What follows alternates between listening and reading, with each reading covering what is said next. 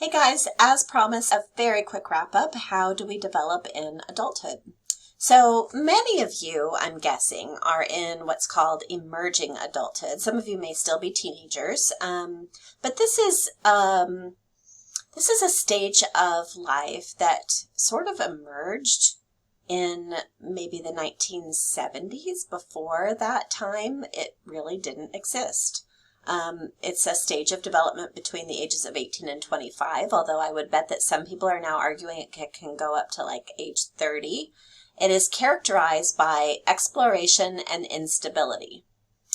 So to know what this is, we got to look at where we have come from. In the 1950s, when people were 20 years old, most people got married, got a job, stayed with that job for the rest of their lives, stayed with their families, and were independent from their own parents. And these roles stayed really stable. And people very quickly went from adolescent to adult. That's not really the case anymore. At this point, we marry much later. So in 1950, I believe the average age of marriage was 20 and 22, 20 for women and 22 for men. Now it's 28 for women and 30 for men. And before COVID, it was actually 2 years earlier, 26 and 28. Post-COVID, it's 28 and 30. Later parenthood. In the 1950s, after you got married, within a year you had the first baby. These days, you get married and then you wait and explore each other and travel and work on the relationship and career and have babies later. So these days, it's about 5 years later. Even when I was graduating from college in the early 1990s, mid-1990s, it was considered shameful if you were dependent on your parents for very long. I did move back home for a few months, but I moved out as quickly as I could after college. My brother never moved back home because it was considered embarrassing. But is that the case these days? No. In fact, these days, it's considered weird to go and spend a fortune on an apartment and not live at home. Vocational uncertainty is very common. People kind of jump from job to job, trying things out, certainly not committing to one company for the rest of their lives. So it's a new stage of development between 18 and 25, characterized by exploration and instability, later marriage, later parenthood, financial dependence on the parents, and vocational uncertainty. So,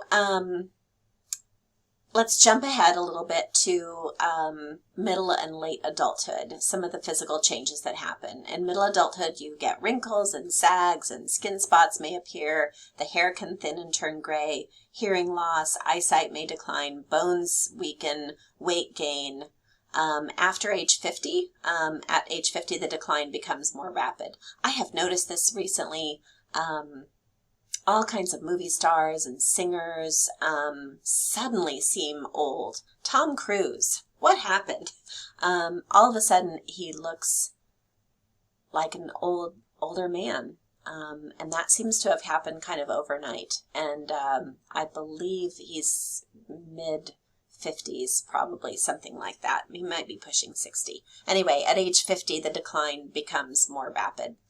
In late adulthood, and by that I mean like 65 and above, vision declines, you get cataracts, impaired night vision, hearing declines, reaction time increases, information is processed more slowly, and memory does begin to deteriorate.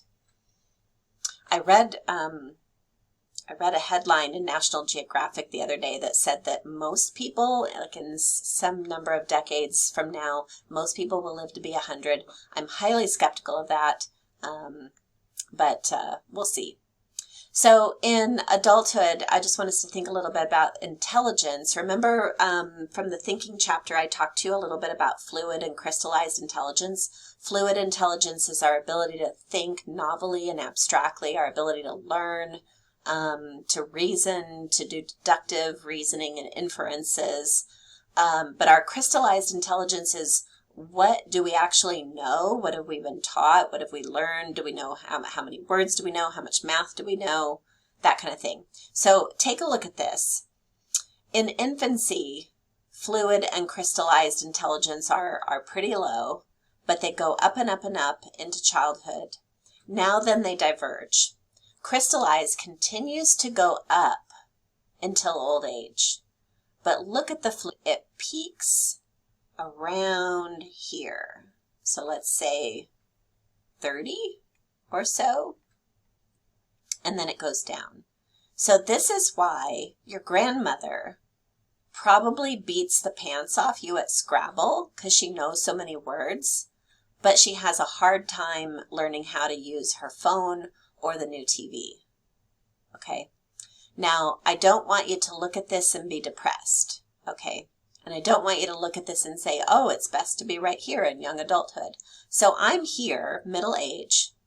I like this personally. I absolutely feel a little bit of reduction in my fluid intelligence, but my crystallized intelligence, how much I know, is so big, bigger than it's ever been, and it will just continue to get bigger, that I can use all of that to think really well and really clearly.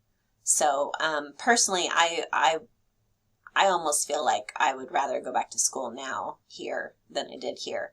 But here's the thing. You guys are probably right in here.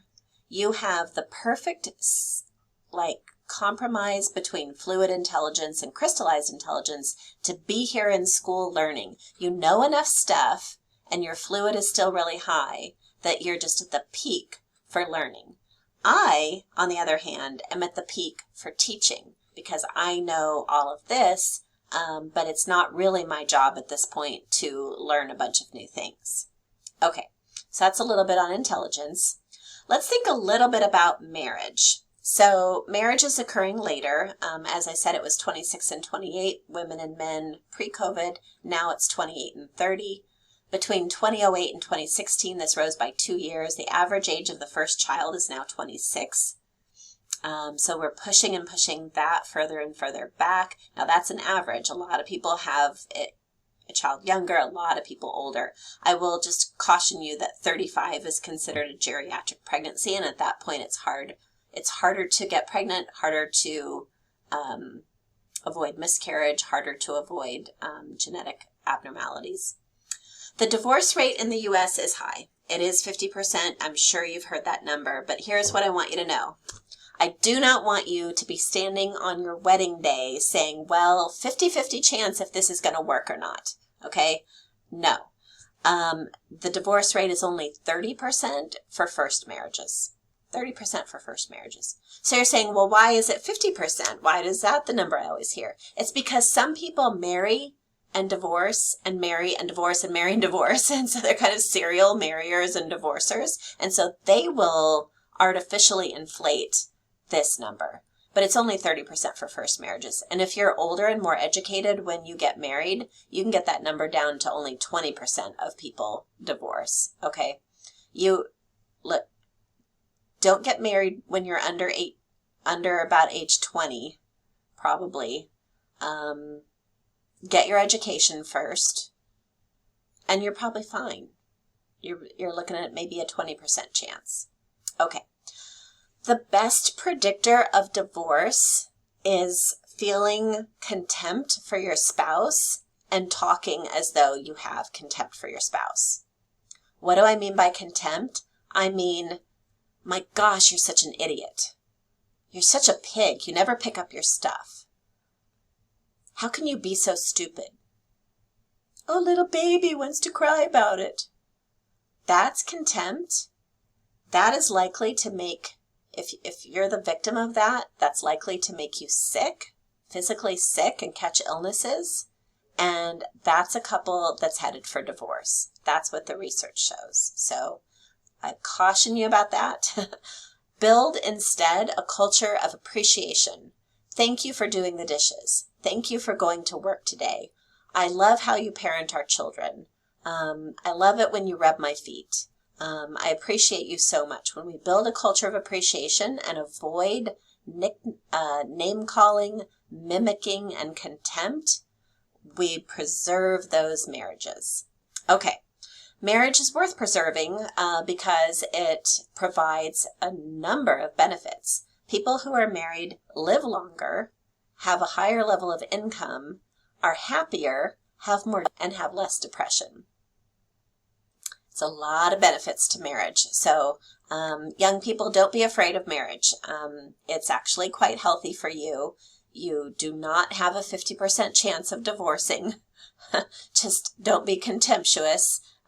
Build a culture of appreciation, and I think you'll be fine. Hopefully. I wish you well. Okay, last little bit, and this is on older adults. Older adults are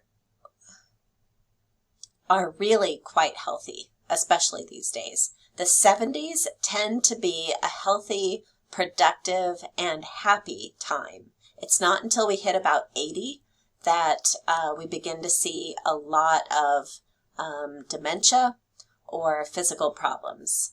So if there is no dementia, people tend to be very happy, have high levels of satisfaction.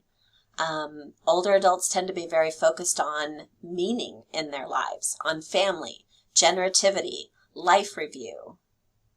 Yes, the cognitive processing does slow down, and really that starts in the mid-20s, okay? So many of us here in this class are already experiencing that. So yes, they will think slower, produce words a little bit slower, but the wisdom from the crystallized knowledge and the years of experience is worth the cognitive slowdown.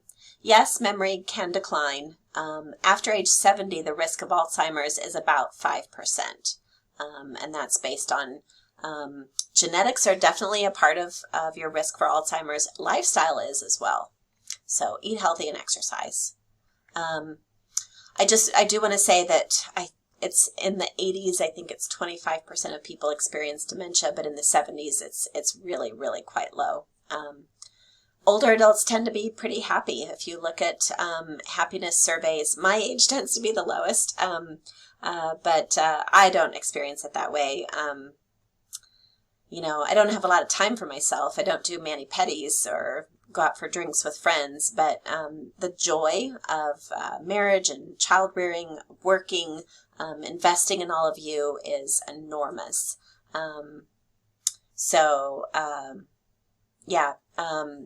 Older adults tend to have a very high level of happiness, partly because they don't have children to run around after, they don't have to go to work and fight with traffic and bosses, and they have a very strong prefrontal cortex that allows them to kind of work through problems that they're having. And this is very interesting, the amygdala, which is the seat of emotion, is a little bit more calm. I noticed this myself in about the mid to late 40s, that I became much more calm. So if you're a young person who has some anxiety or some unhappiness, sometimes wait, the amygdala settles down, the prefrontal cortex takes a little bit of a stronger lead. We get rid of some of our responsibilities. We focus on meaning, and those older years can really be quite healthy and happy, especially in the 70s. Okay, thank you so much. I hope you enjoyed this quick tour of development, my favorite chapter, and I wish you well.